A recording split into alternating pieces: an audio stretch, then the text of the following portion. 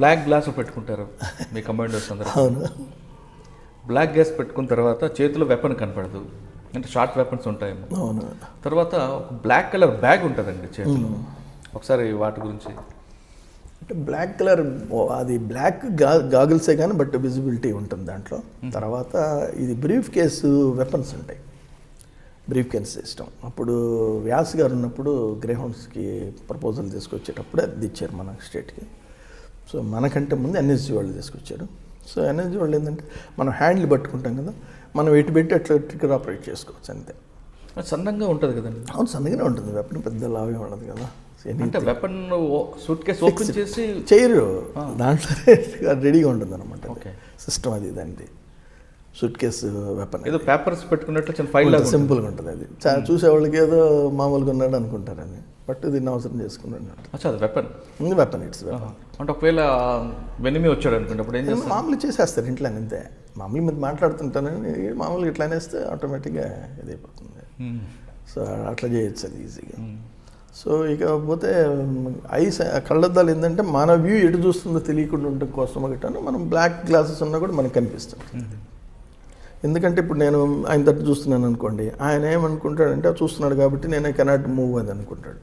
But నా కళ్ళు black glass అంటే ఏం కనపడదు, బట్ నాకు మాత్రం విజిబిలిటీ క్లియర్గా ఉంటుంది దాంట్లో. మీరు రేడియేషన్ ఎంతవరకు ఉంటుందండి జనరల్గా విఐపికి? విఐపి రేడియేషన్ అంటే ఇదంతా 30-25 minutes లోపలే ఉంటుంది. అంత 25 feet లోపలే అంత security system, CPT close proximity team.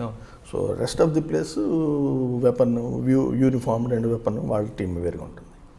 So ఇది మోస్ట్ ఇంపార్టెంట్. దీంట్లోకి ఎవరిని రానివ్వరు. Even police officer, senior officers కూడా వాళ్ళు రారు. రాజీవ్ గాంధీ టైంలో వైజాగ్లో, విజయవాడ జరిగింది అట్లా. డిటి నాయక్ గారు ఎస్పీగా ఉండేవారు. సో వాళ్ళని ప్రివెంట్ చేశారు. అప్పుడు చేస్తే ఎస్పీ అన్నా కూడా వాళ్ళు యాక్సెప్ట్ చేయలేదు.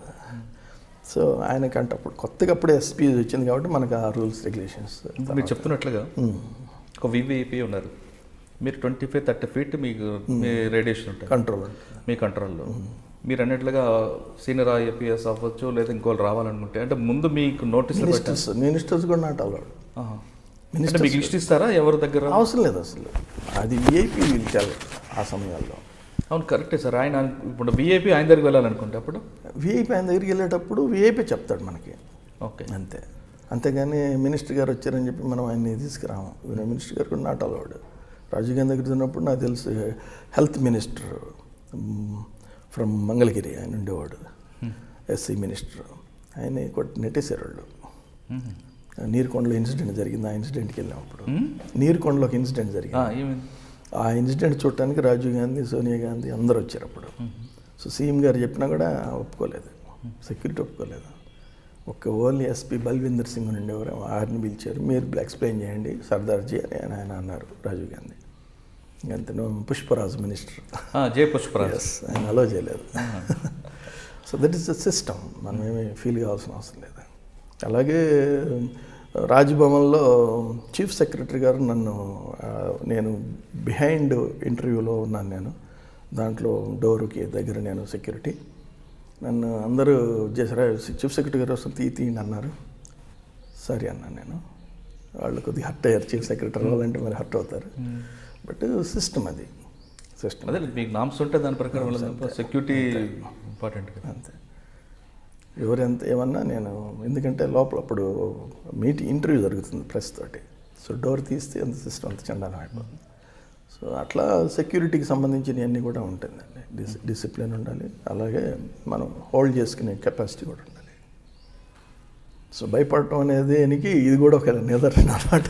భయపడకూడదు, భయం అనేది ఉండాలి. మీరు అన్నట్లుగా సిఎస్ వచ్చినప్పుడు మీరు నాట్ అలౌడ్ అన్నారు. అవును. తర్వాత డ్యూటీ అయిపోయిన తర్వాత ఆయనతో పని ఉంటుంది కదా. అదే కదా, భయం అనేది లేదు కదా నాకు. తర్వాత ఆయన ఏం చేయగలడు, ఏం చేయగలడు నన్ను? నేను సావటం లేదంటే చంపటం అనేది మా డ్యూటీ. సావటం ఆర్ చంపటం. ఎన్ఎస్జీ కమాండో అంటే ఇదే మీనింగ్ ఉంటుంది. మనం చెప్పడానికి మామూలుగా సెక్యూరిటీ అంటారు కానీ బట్ మీనింగ్ మాత్రం ఇది. సో అందుకే ఎవరికి భయపడరు. So one day will come to go out. దానికోసం భయపడకూడదు అనేది మా కాన్సెప్ట్. కానీ కొంతమంది ఆఫీసర్లు మనసులో పెట్టుకున్న తర్వాత వేధించచ్చు కదా. నా లైఫ్లో ఇప్పుడు జరగలేదు అట్లా. అంటే వాళ్ళకి తెలిసిన యాటిట్యూడ్ అక్కడి నుంచి వచ్చిన తర్వాత ఇక అంటే మరి తర్వాత చాలా ఆపరేషన్ జరిగాయి కదా. చాలా జరిగినాయి, చాలా మీకు జరిగింది. ఎక్కడ మరి వెంటనే వెళ్ళాను, నన్ను పంపించారు వెంటనే. ఎక్కడికి? అడవుల్లోకి పంపించారు నన్ను, నక్సలైట్ లాగా పంపించారు. ఆ. నక్సలైట్ లాగా 2.5 months చేశాను నేను. అంటే మీరు అన్నల అవతారం కూడా ఎత్తారా? అందులో రాజన్నగా వెళ్ళిపోయాను లోపల. ఎక్కడ? అడవులు ఈస్ట్ కూడా నేరుగా ఏజెన్సీలోకి వెళ్ళిపోయాను. ఒక టీంని తీసుకుని 11 మంది టీంని తీసుకుని వెళ్ళిపోయాను అడవుల్లోకి. ఎందుకు? అక్కడ నేను ఈ సిస్టమ్ చూసిన తర్వాత అనుకున్నాను, నేను నక్సలైట్లకి ఏ విధంగా పబ్లిక్ సపోర్ట్ చేస్తున్నారనే మా టాపిక్ మీద డిటి నాయక్ సార్ తోటి మాట్లాడితే ఆయన ప్లాన్ చేశారు. సో ఆ ఎపిసోడ్లు ఏంటంటే మనము వాళ్ళని అనవసరంగా వదిలిపెట్టాం మనం అనే బాధ ఉంది కదా ఆయన. సో అది ఆయన అప్రూవల్ తీసుకొని మమ్మల్ని పిలిపించారు, కమాండ్ అనుషి కమాండ్ పంపించిందని. సో నేను వెళ్ళి అది 11 మందిని తీసుకుని వెళ్ళాను. అందరం గడ్డాలు పెంచేసాం అప్పటికే. అన్నీ ఇక గడ్డాలు పెంచి మామూలుగా green dress, red star with green cap మీద రెడ్ స్టార్, అంత గ్రీన్ డ్రెస్ ఇంత సేమ్. వెపన్స్ మామూలు వెపన్స్ తీసుకెళ్ళాం, AK-47 ఏం లేకుండా. సో మామూలు పాత వెపన్లు ఉంటాయి కదా, అవి తీసుకుని వెళ్ళాం. కానీ పిస్టల్స్ లోపల పెట్టుకున్నాం. సో ఒక్కొక్కళ్ళు 2 పిస్టల్స్, 4 మ్యాగజైన్లు, ఫుల్ ఎక్విప్డ్ 100 రౌండ్స్ వేసుకొని. సో రైస్ బ్యాగ్స్ ఎవరు రైస్ వాళ్ళే మోసుకొని, మా రైస్ మేము మోసుకొని అడవుల్లో తిరిగాను నేను. అక్కడే వండుకోవటం, ఆడనే తినటం, ఆడనే పండుకోవటం. మరి మీకు గ్రామస్తులు గుర్తుపట్టలేదు? గ్రామస్తులు కూడా చాలా గౌరవించేవాళ్ళు మాకు. అన్న రెండన్నా అని చెప్పి అన్నం పెట్టేవాళ్ళు, మాకు గంజి పోసేవాళ్ళు, చాలా చేశారు అట్లా. అంటే మమ్మల్ని వాళ్ళు రియలైజ్ అయ్యారు సిస్టాన్ని, మా వెపన్స్, మా మూమెంట్లు. అన్న అక్క బాగున్నారు అక్క అని చెప్పి అడిగేవడం ఆయన్ని. అంటే మీకు వాళ్ళు ఎప్పుడు ఒరిజినల్ ఎదురుపడలేదు? ఎప్పుడు వాళ్ళే ఎదుటి పెడితే ఇంకా ఆటోమేటిక్గా మీరు వెళ్ళి ఏం చేశారు అక్కడ? దానికోసం వెళ్ళాము, ఎదురు పడతారు ఆ టీంకి దొరుకుతుందని. కానీ ఆ టీం ఎవాక్యుయేట్ చేసుకొని వెళ్ళిపోయారు వాళ్ళు. కొంతమంది ఏమో పబ్లిక్లో కలిసిపోయారు, కొంతమంది అసలు మెయిన్ బ్యాచ్ వెళ్ళిపోయింది అక్కడికి. సో అట్లా 2.5 months తిరిగాం అడవుల్లోనే. ఎన్నో కొన్ని, ఒకసారి స్నేక్ మీద పండుకున్నాను. అంటే అడవుల్లో రకరకాల ఎక్స్పీరియన్స్. మీరు వెళ్ళారు కానీ వాళ్ళు మీకు తగలలేదు. తగిలితే ఆటోమేటిక్గా అటాక్ చేసేస్తాం కదా. వాళ్ళకి షూటింగ్ చేత కదా, అది పెద్ద మనం అనుకుంటాం వెపన్స్, కానీ మనం షూటర్స్ కదా మనం. అది మనకి ఎందుకంటే అటు కంటిన్యూటీ చెయ్యం మనం. అది ఏజెన్సీలు కొండలకు తిరగాలంటే మాతో పాటు ఒక ఎస్ఐ వచ్చి, సార్ నన్ను చంపేయడానికి తెచ్చారు సార్ అన్నాడు లాస్ట్కి వాడు. అని నేను వెళ్తున్నాను కదా నువ్వు ఎందుకు రావు అని అంటాను. సార్ నాకు అయిపోయింది సార్ మోకాళ్ళు పెట్టేసి. సో ఇట్లాంటి ఫీలింగ్స్ తోటి చాలామంది ఉంటారు. ఎందుకంటే అది రెగ్యులర్గా మనం సెలెక్ట్ చేసుకునేటప్పుడే రాంగ్ సెలెక్షన్ జరుగుతుంది ఒక్కోసారి. ఇప్పుడు విఐపి సెక్యూరిటీ ఉందనుకోండి, విఐపి సెక్యూరిటీలో ఎంతమంది ట్రైన్డ్ కనుక్కోండి, ఎన్ఎస్జి ట్రైన్డ్. ఎన్ఎస్జి ట్రైన్ అనేది మనం అదేదో పెద్ద ఇది అనుకోకూడదు, కానీ ఆ ట్రైనింగ్ చేస్తే కొన్ని యాటిట్యూడ్స్ మారుతాయి మనిషికి. అది చేయరు, అది మన వాళ్ళు. మన గ్రౌండ్స్ చేస్తారు, గ్రౌండ్ సిస్టమ్ వేరు, గ్రౌండ్స్ ఆపరేషన్స్ వేరు. ఎన్ఎస్జి ఇది ఎక్స్క్లూజివ్లీ విఐపి సెక్యూరిటీ ఉంటుంది, అది సీరియస్ తీసుకోవాలి. అట్లా మనకి ట్రైనింగ్ అనేది మోస్ట్ ఇంపార్టెంట్. అట్లా ఇండో టిబెటన్ బార్డర్ పోలీస్ పంపించాను నన్ను మార్షల్ ఆర్ట్స్కి. 6 months మార్షల్ ఆర్ట్స్ మంచుకొండలో చేశాను. పర్ డే 8 hours సింపుల్గా ఫిజికల్ ఎక్సర్సైజ్ అంతే, 8 hours అంతే. నో కన్సల్టేషన్స్, నో ఇది. అట్లా అటువంటి ట్రైనింగ్లు చేసినప్పుడు మనకు కాన్ఫిడెన్స్ లెవెల్ పెరుగుతాయి, మీకు భయం అనేది ఆడొస్తుంది. మరి 2 నెలలు లోపల ఉన్న తర్వాత ఎందుకు మనం బయటకు వచ్చారు? 2 నెలల తర్వాత మూమెంట్స్ లేవు. ఇన్ఫర్మేషన్ ఎస్ఐబి, మన ఎస్ఐబి అంటే అప్పుడు ఎస్ఐబి అని లేదు, అప్పుడు ఇంటెలిజెన్స్, స్పెషల్ ఇంటెలిజెన్స్ అని ఉండేది, ఎస్ఐటి అది ఉండేది సంథింగ్. సో అప్పుడు వాళ్ళు ఇన్ఫర్మేషన్ ఇచ్చారు అవుట్ ఆఫ్ ఇదని. తర్వాత అప్పుడు మళ్ళీ డిటి నాయక్ సార్ విత్డ్రా చేసి వదిలేరు. అంటే డిటి నాయక్ గారు మీకు గురువు అంతా. సరే గురువు అసలు యాక్చువల్గా ఎంత వాల్యూ ఇస్తాడంటే అంత ఇస్తారు. డైరెక్ట్గా ఇంకంతే, ఎవరితో మాట్లాడే, ఎవరిని మన ఏదైనా డిటి నాయక్ గారు కానీ దొర గారు కానీ ఇన్స్ట్రక్షన్స్ అనేది డైరెక్ట్గా ఇస్తారు, కమ్యూనికేట్ చేయరు, ఫార్వర్డ్ చేయరు. ఆ సిస్టమ్ చాలా గ్రేట్ సిస్టమ్ అది. అందుకు మేము అదే అంటే ఎప్పుడైనా బాస్ అన్న వ్యక్తి కింద వరకు డైరెక్ట్ ఇవ్వడం అనేది డైరెక్ట్ ఎవరు చేస్తారో వాళ్ళకి మాట్లాడాలి. అది మనం శంకర్ రెడ్డి గారు వీళ్ళందరూ డ్రైవర్స్తో కూడా మాట్లాడతారు, కానీ డ్రైవర్స్ ఎంతమంది మాట్లాడతారు అడగండి ఇప్పుడు. యాక్చువల్గా డ్రైవర్ అనేవాడు ఇస్ గ్రేట్ మ్యాన్. విఐపి సెక్యూరిటీలో driver himself is the fighter. వాడే వెపన్ ఏంటంటే కారు, వెహికల్ వెపన్ వాడిది. ఏ విధంగా గుద్దాలి, ఏ విధంగా బ్రేక్ వేయాలి, సిస్టాలు అన్నీ ఎన్ఎస్జీలు నేర్పిస్తారు. అది ఎన్ఎస్జీ పోతే తెలుస్తుంది, బట్ వీళ్ళకి తెలియదు కదా ఇప్పుడు. అది అంటే ఆ డ్రైవర్ శిక్షణ ఎలా ఉంటుంది? డ్రైవర్ సిస్టమ్ ఏం లేదు, వాడి వెపన్ అనేది వెహికలే. ఒకవేళ సడన్గా వెహికల్ పెట్టాడు, వెహికల్ ఏ వెహికల్ చూసుకొని దాన్ని హిట్ చేసేది కూడా నేర్పిస్తారు. అంబాసిడర్ అనుకోండి, ఇంజిన్ ముందు ఉంటుంది కానీ వెనక హిట్ చేయి. ఇట్లా అనమాట. ఓ సో ఆ కారు యొక్క స్ట్రెంగ్త్ని బట్టి హిట్ చేసేయాలి, అంతేగాని వీఐపీని పోయి ఆపి ఎదురు పోయి తీసుకుని ఆపితే it's trapping. So driver step చాలా ఉంటుంది. అచ్చా, ఇప్పుడు ఎదురుగా వెహికల్ వచ్చినప్పుడు ఇంజిన్ వైపు కాకుండా బ్యాక్ సైడ్ కొట్టాలి. ఎందుకండి? అది గుద్దితే ఈజీగా వెళ్ళిపోవచ్చు మనం. అచ్చా, ఇంజిన్ అయితే వెయిట్ ఇంజిన్ గుద్దామనుకోండి మన బండి కూడా దుగ్గు అయిపోద్ది. సో ఇవన్నీ కూడా సెక్యూరిటీలో. ఒకవేళ బ్యాక్ కూడా వెహికల్ పెట్టారనుకోండి, అప్పుడు ఆ బ్యాక్ సైడ్ వెహికల్ పెట్టినప్పుడు మనం సైడ్ అయిపోవటమే. లేకపోతే 90-80 కిలోమీటర్ స్పీడ్లో కూడా టర్నింగ్ నేర్పిస్తారు అక్కడ ఎన్ఎస్జీలో. అది ఎంతమందికి తెలుసు అడగండి మీరు. 80 కిలోమీటర్ స్పీడ్. మీకు ధైర్యం ఉందని అన్నాను. నాకు ఉందే ధైర్యం. ఒక పద నువ్వు చేస్తే ఇద్దరం చేస్తాం కదా, నువ్వు నేను చేస్తాం కదా, కూర్చోన్నా. కూర్చుంటాను నేను అన్న. కూర్చోబెడితే 90 కిలోమీటర్ స్పీడ్లో ఎంఎస్డన్ని టర్నింగ్ తీసుకున్నాడు. సడన్ బ్రేక్తో టర్నింగ్ తీసుకున్నాడు.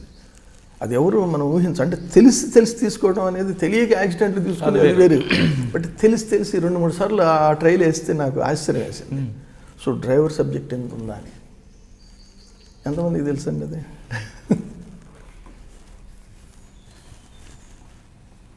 చాలా అందులో కూడా చాలా ఇంట్రెస్టింగ్ ఉంటుంది. చాలా ఉంటుంది. అంటే అదొక్కటే కాకుండా ఇంకే 2-3 పాయింట్లు చెప్పండి. డ్రైవర్ పాయింట్లు అంటే డ్రైవర్ ఏం చేస్తాడంటే మనకి సిచ్యువేషన్ బట్టి రియాక్ట్ అవుతుంటాడు. వాడు ఎవడు మాట ఎండిక వినకూడదు. ఈపీ సెక్యూరిటీలో ఉన్నవాడు డ్రైవరు వినకూడదు. ఎప్పుడైతే మీరు వారి perfect training, perfect coaching, guidance ఇస్తే సిచ్యువేషన్ బట్టి డైవర్ట్ చేయటమో, టర్నింగ్ తీసుకోవటమో, ఏదైనా సరే వాడు ఇష్టం వచ్చినట్టు చేసుకుని వెళ్ళిపోవాలి. అంటే వాడు మెయిన్ కోర్స్ ఏంటి, టు సేవ్ ది విఐపీ. ఇది ఇంపార్టెంట్. సో మనం అనుకుంటాం ఓన్లీ కమాండోలు వీళ్ళు అనుకుంటాం మనం. కమాండోలు ఓకే, కానీ కమాండోలతో పాటు ఈ వీడు కూడా ఒక వ్యక్తి ఉంటాడు, ఇంపార్టెంట్ వ్యక్తి. అసలు విఐపీ నడిపించేది వాడు. అది మనకి తెలియాలి. నాకు తెలుసు, ఎందుకంటే నేను ప్రాక్టికల్గా ఒక ఇన్సిడెంట్ చూశాను. నేను రాజంపేట వస్తున్నాము. రాజంపేటలో ఏం చేస్తుంటారంటే అరటికాయ బోదల్ని కట్ చేసి రోడ్డు మీద వేసేస్తారు. నేను Mysore Reddy is the home minister. So ఆయనతో వస్తున్నాను. సో ఎస్కాట్లో రామిరెడ్డి అని ఉండేవాడు పాపం, తర్వాత మధ్యలో చనిపోయాడు అతను ఎస్కాట్ 1, నేనేమో వేపుతున్నాను. నాకు చూసేసాను. సడన్గా చూస్తుంటే ఎదురుగా ఒక లారీ వస్తూ ఉంది స్పీడ్గా. ఇవన్నీ బోదలన్నీ రోడ్డు మీద వేస్తారు. ఎవరు ప్రివెంట్ చేస్తే తెలియదు కదా. సో ఆ లారీ మీదకి వచ్చేస్తుంది, వాడికి స్లిప్ అయిపోయింది. ఆ మూమెంట్లో మనము విఐపి కార్లో మా డ్రైవరు వాడికి మా దగ్గర ఉన్న వాళ్ళందరికీ నేను ఇస్తాను కాబట్టి వాడు వెంటనే రెడీ అవుతున్నాడు. అయ్యే లోపల ఎస్కాట్ 1 తీసుకెళ్ళి మెయిన్ కార్కి అడ్డం పెట్టేశాడండి. అంటే లారీ వస్తే వాడిని కొట్టించుకోవడానికి వాడు అంత టాక్టికల్గా చేసేటప్పటికి హోమ్ మినిస్టర్ కూడా కన్ఫ్యూజ్ అయిపోయాడు, మైసూర్ రెడ్డి గారు కూడా. అట్లా వాళ్ళకి ఎప్పుడైతే మనం ట్రైనింగ్ వాళ్ళకి ఇంపార్టెన్స్ ఇస్తామో ఆటోమేటిక్గా చేసేస్తారు. సో గ్రేట్ కదా అది. ఆ స్టెప్ ఎట్లాంటిది చూడండి. ఇది బ్రేక్ వేసి ఎన్ని చేసే లోపల వీడు కారు తీసుకొచ్చి అడ్డం పెట్టాడు. అంటే లారీ వచ్చేసి దాని కర్మగాలి లేకపోతే మన కర్మగాలి వచ్చి గుద్దినా కానీ ఎస్కాట్ 1 వెళ్ళిపోద్ది. So that is the system of the driver. ఆ ఇన్సిడెంట్లో మరి ఆ డ్రైవర్కి మెచ్చుకున్నారా? డ్రైవర్ మెచ్చుకుంటే చాలా చేశాను నేను ఉన్నప్పుడు. ఇక నా దగ్గర కానిస్టేబుల్ హోంగార్డ్ కూడా హ్యాపీగా ఉంటాడు. అంతే. వాడు చనిపోతే వాడికి ఉత్తమ సేవ పథకం ఇప్పించాను నేను. హోమ్ మినిస్టర్ గారు చనిపోయాడు కదా శిఖామణి అన్నాడు. పోలీసులు ఎవరు బతికారు ఎవరు చనిపోయారు అంత సీన్ లేదు సార్, అది ఇస్తే ఆటోమేటిక్గా వాళ్ళ ఫ్యామిలీకి ఉపయోగపడుతుంది, వాడు చేసిన సర్వీస్ మీకు తెలుసు కదా అన్న. ఓకే ఇచ్చాను. అంతే. చనిపోయిన తర్వాత ఉత్తమ సేవ పథకం వచ్చింది ఆడికి, రామిరెడ్డిని.